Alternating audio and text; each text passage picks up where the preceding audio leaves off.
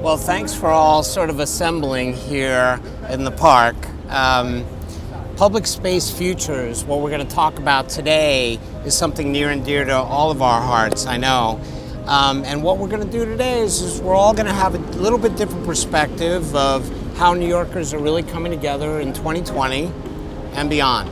What I'd love to have happen now is each of you sort of introduce yourself, tell me a little about yourself. My name is Jennifer Falk. I'm the Executive Director of the Union Square Partnership. We are what's known as a business improvement district, and our role is to advocate on behalf of and care for the Union Square 14th Street area. In my humble opinion, one of the greatest public spaces anywhere in the world. The neighborhood has been through a lot, but we've really benefited from a few key factors that have helped inoculate us a little bit from the full impact of the pandemic. I think that what we've come to learn through this pandemic is that the value of public space has never been more important and appreciated, and I just love doing what I do. I'm Andres Cortez. I'm an architect.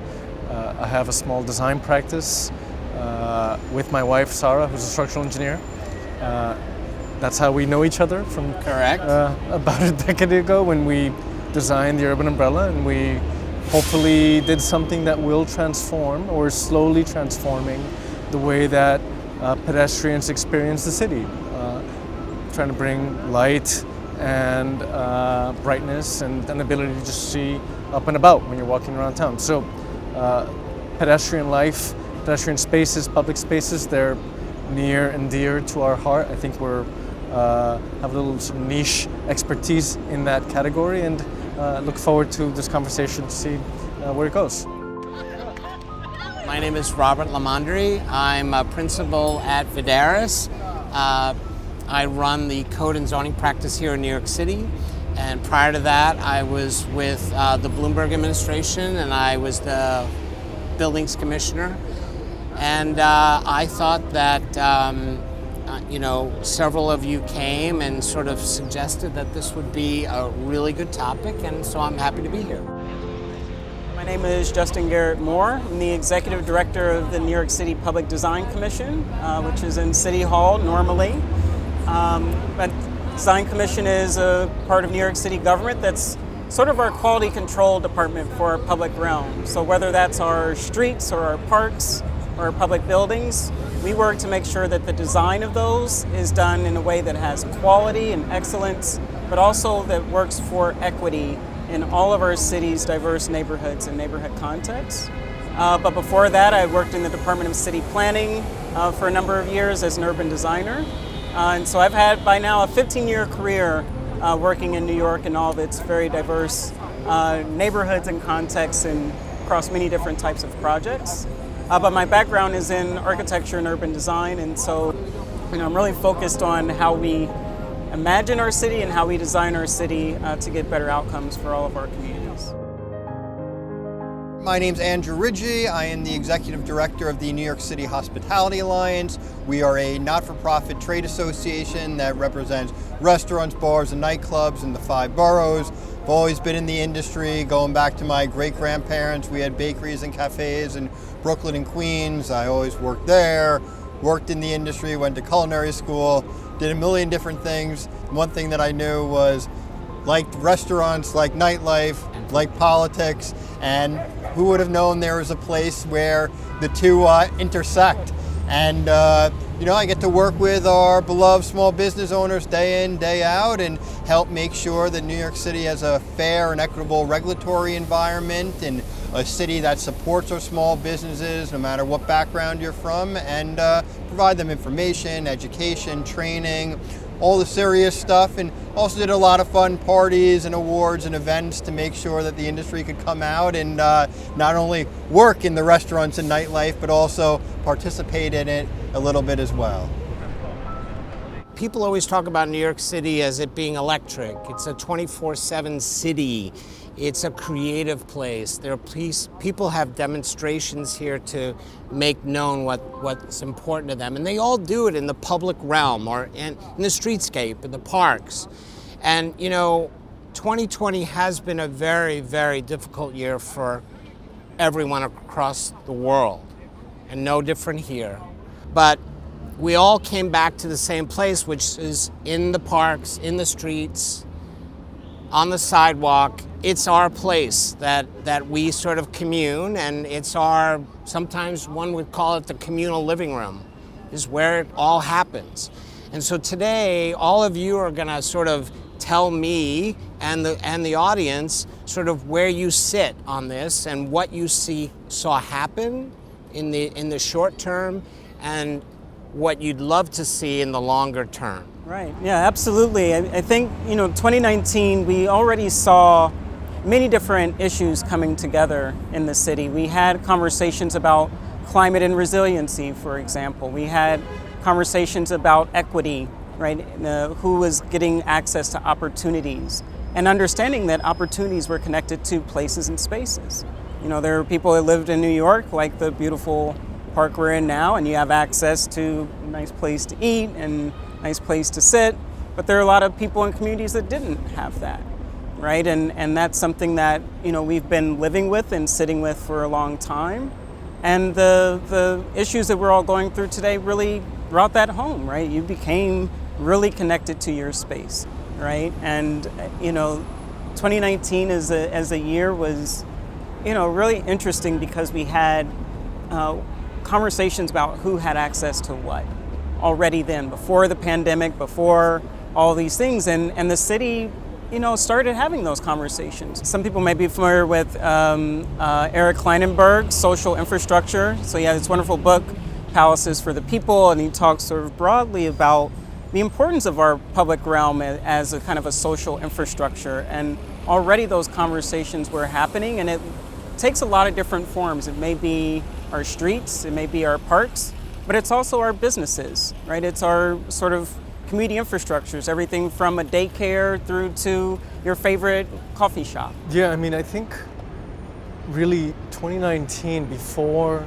the pandemic, in the realm of design and construction, it was really more about design itself, right? Luxury, high rises, design for consumption, design to sort of demonstrate a country's best whatever, textiles or automobiles or buildings, or it was really much more about vanity in 2019. I think the difference today would be that there's been a shift in design thinking away from I'm gonna sort of brag about myself or my country or whatever little tribe I represent, and we're gonna think about design in terms of what can we do to improve a bigger group of people or a little subset of a community, a more functional way of thinking about design. And so when you think about that period of time, people really didn't move very far away from where they lived.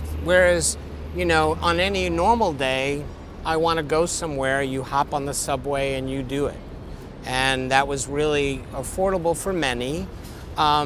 Or you could ride your bike or you could walk, but it was accessible.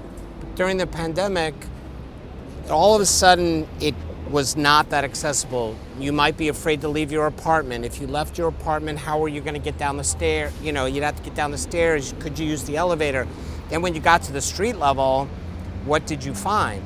And so, during those early days, I would ask you, Andrew, what did you find? Yeah, I think I remember in March and April riding my bike all through different neighborhoods, and especially at night. And one of the things that just struck me was the streets were dark. There was no activity.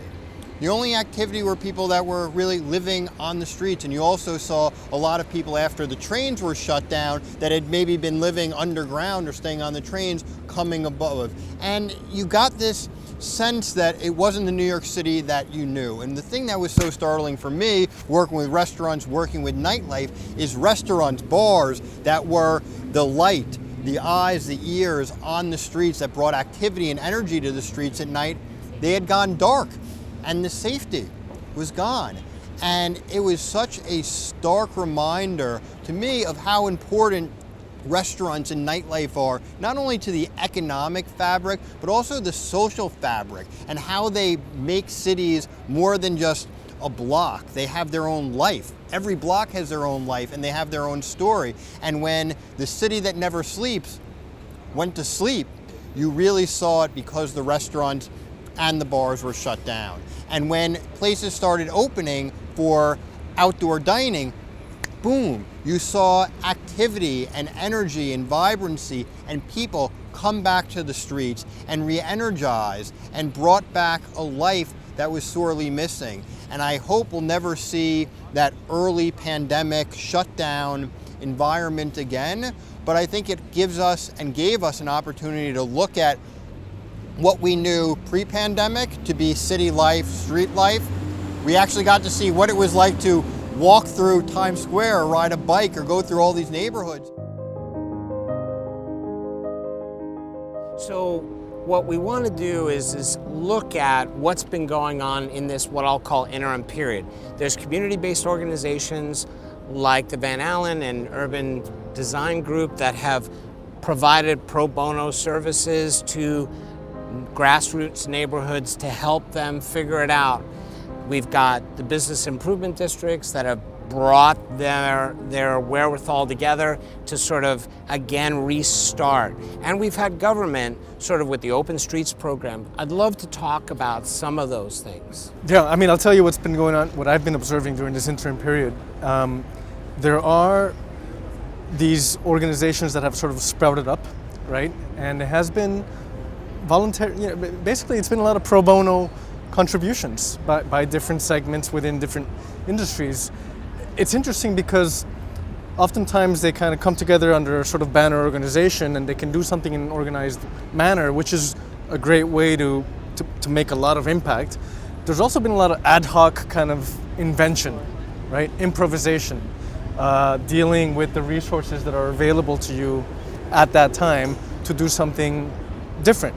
And that's kind of come together at the same time that people have been thinking a little bit more closely around not only their interior spaces. Of course, we've had a sort of seasonal benefit as well, right? Spring and summer. Summer is such a outdoor time in the city anyway. We'll see what happens as the weather begins to turn and how seasonality affects what we're doing outside. But there's just been a lot of accidental synergies that I think hopefully there's going to be some nice byproduct legacy ideas that we can refine. When everything was shut down, we partnered immediately with our partners at Grow NYC, who are the operators of the Union Square Green Market.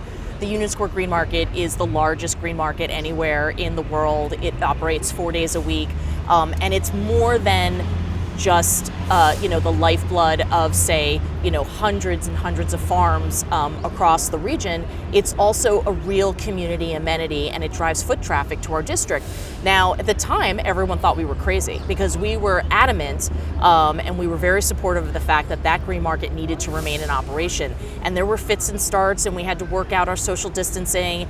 But the team at Grow NYC really stuck with it, and we were able to create a public amenity that was a respite for people as well as a resource for them to come to during this really difficult time. And now my hope is, and I know the same is for Andrew with other programs that you're working on, that as we move forward in the months to come, we want to start seeing these things get approved. If the green market can operate safely and restaurants can operate safely, then cultural institutions can operate safely. I hope by this time in the spring, come April 1st, we've got theater performances and musical performances and any number. Hopefully any day now, the city's going to also announce a program for bringing retail out onto the street, outside the facade of the brick and mortar stores. So my hope is that it's going to add the vitality and the life to our city streets that you were mentioning before we really lost because we lost the foot traffic.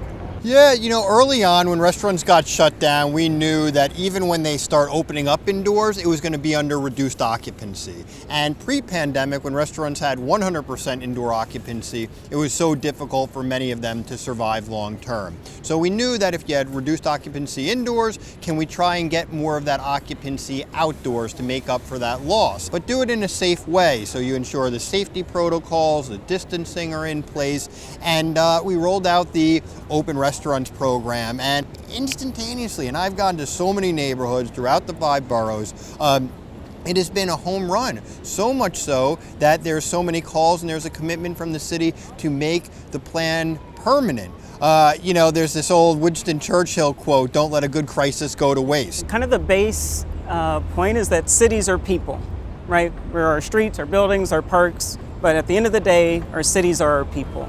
And so our people have just been through an incredibly challenging time. And it was difficult to sort of rewire how we do just about everything in government, honestly, how we communicate with people, how we get input from people. It was challenging, but to not let a good crisis go to waste, we had conversations about how do we connect with the different community boards, the diversity of our city. So going to things like online meetings and community engagement to get input from people, to sort of learn what the different challenges that people in different contexts were having, is something that we're seeing now in government. Are you seeing more people engaged in the public sort of processes as opposed to coming to a meeting and telling us what they think? Yeah, so it's interesting. Obviously, at the beginning, it was a challenge because there was a real digital divide in the city. So there are a lot of people that weren't as easily able to kind of jump online. But the city and a number of different organizations actually worked to resource people to give the access to the tools. And once that was in place, once that infrastructure was in place, absolutely more people show up. It's been good, and we're seeing work from the City Civic Engagement Commission, from agencies like city planning, even from some of the capital agencies, the agencies that build, really thinking about how they can do a better job of getting people involved in community change. Something else that I think was happening during this time is there was a big conversation about racial equity, social justice in the city, and people were recognizing that things like, what does a small business in a Black and brown community have to do to make it, right, to even survive, and that there were kind of inequalities that the government was making worse in some cases. And so there were a lot of really difficult and challenging conversations about all the different systems that were frankly hurting people. Why don't we talk about the future? Like, where are we going? Like, what do we want to see? What's the permanent sort of solutions here? I know streets are for cars and all, but, I only say that in jest. Don't shoot me. But, I say that in jest only because we know that we're in an interesting time, and people realize that it's very important to get those businesses back up and running. But in the future, what do we see? What programs are working, or what would we like to see that hasn't really started yet?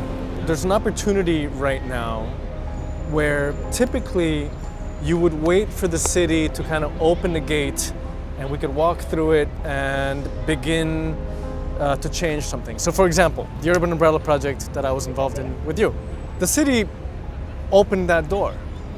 New Yorkers already knew that, well, there's too much scaffolding covering our sidewalks. That's a problem that most New Yorkers are already aware about.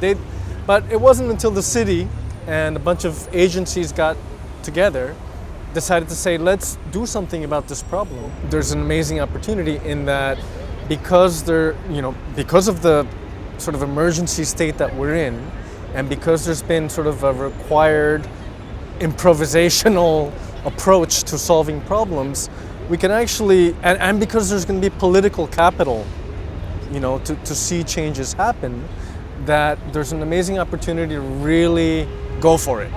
I mean, we joke about, New Yorkers' relationship to their cars, but I think that coming out of this pandemic, I hope that this conversation that we're having, that you don't own your right to a parking spot, actually continues.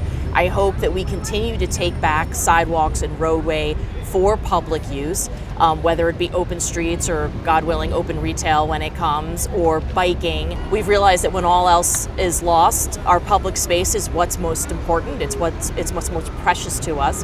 And then, we haven't talked about it a lot, but these investments that have been made piecemeal to a certain extent in public programs like City Bike and, scooters and these things.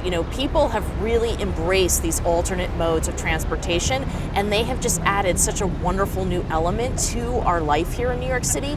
And if we continue to make the roadways safer for those uses, it can only grow. And so I hope that coming out of the pandemic, and we're still in it, so we have to be cognizant of that, that we don't lose this momentum.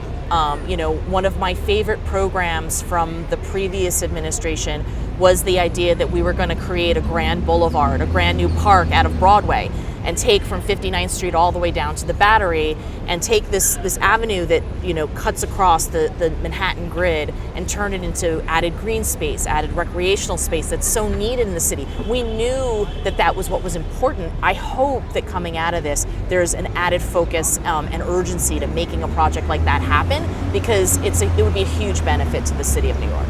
One of the things that I think we should remember, though, too, is that not every neighborhood's the same. Not every neighborhood's, the people in that neighborhood want to control what they see as what they want, right? So what we have to be careful is that what you want for restaurants might be really important to you and your constituents, but in certain parts of the city, it's not really about that, it's something else. And I think one of the lessons I learned listening to people and talking to them is everyone's on the same page that they want to see public space change. And I think it's some of what you said, which was they don't want just the government to open the gates kind of thing.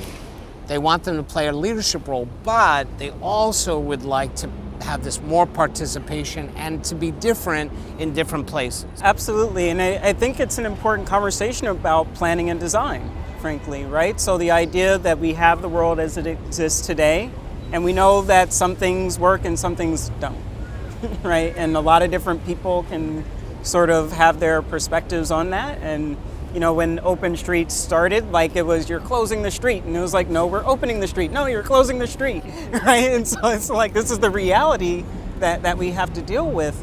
But you have to show people, right? You have to have vision. You have to have kind of a process for change. I think as we're talking about the future, we actually have to design and invest in that process. But I think if you have kind of broader conversations that say, what are our public spaces, right? Our parks, our streets, their infrastructure for health, their infrastructure for opportunity, their infrastructure for joy, right? And if we think about all those different layers and really talk to people about all of the needs that we have as a city, then I think in different places we'll get different responses. But that's what makes New York great. Give me the one thing that you each feel is something you'd like to see. I'll call it 2022. I think I'd love to see a really thoughtful outdoor dining program that is permanent, that lets the city create an infrastructure and a system for restaurants to participate in it, but that it then allows each neighborhood to have some influence on the outcome of what it's going to look like. I think one of the best things about New York is, and you heard it pre-pandemic, all our beloved small businesses, our mom and pop shops are closing, and if we just have vacant storefronts and a lot of chains, it's gonna look like any commercial strip anywhere else in the US. So I think creating an infrastructure that's inclusive, that allows businesses, restaurants and neighborhoods throughout the 5 boroughs to participate, but giving the opportunity to individual neighborhoods to help influence what it looks like. And I think that will give New York that individual flavor and flair that every different neighborhood has, that attracts people from around the world to come here, keeps people born here, and just keeps us as New York City, the place that is not like anywhere else. And I would add to that to say, my hope is that by 2022 we figure out this challenge that we're having right now with the cultural institutions, and that we create the infrastructure necessary to allow them to conduct their business outside. In preparing for today's panel, I was trying to think back and harken back to where my love of public space came from. And I realized, you know, my first great love was Central Park. My parents would take me to New York City Philharmonic in the park. It is just an unforgettable, only in New York City experience. You know, we talk so much about the diversity and the richness of the New York City population, and you really get to experience it at these free outdoor cultural programs. So I hope by 2022, we have figured out how to help these institutions do what they do best out in the public realm, and that we never forget how important culture is to the fabric of New York City. They are the foundation of the city of New York, the arts institution, Broadway. We need to figure out how to ensure that they will always be able to operate regardless of what's going on, you know, with this pandemic. You know, the idea of how do we care for our neighborhoods, how do we care for each other, whether that's our health or whether that's our mental health or whether that's just saying, are you doing okay? Like, we need the city version of that, right? And all the communities that are seeing these changes, seeing new businesses, kind of take new approaches to their space, they still need some resources, and they're going to need to figure out how do we care for a commercial strip in the Bronx just as much as we've figured out how to care for Madison Square Park. You know, I think sometimes we talk about the city, we're talking about certain neighborhoods in the city that are the city. The city's much larger than that, right? How are we going to sort of really kind of connect what the city means between these nodes that are the sort of privileged nodes where there is a park and mass transportation and a vibrant retail life and other kinds of work? How are we going to take that idea of the city and kind of diffuse it out to really cover more territory? It's a tough one for me, actually, because in some ways I feel that things are trending in the right direction. Strangely, in the middle of the pandemic, because it's pushed us outside. Suddenly there's this appreciation for city life, parks, nature. I want to thank you all for being with me today. This was a great conversation. At the end of the day, you know, this is a conversation that has to happen over and over and over again. We have to keep at it. We have to push, each of us has to push an agenda. We have to remember what we went through, remember, you know, what's happened, and make sure that that stays at the forefront so that we can have what we want in 2022.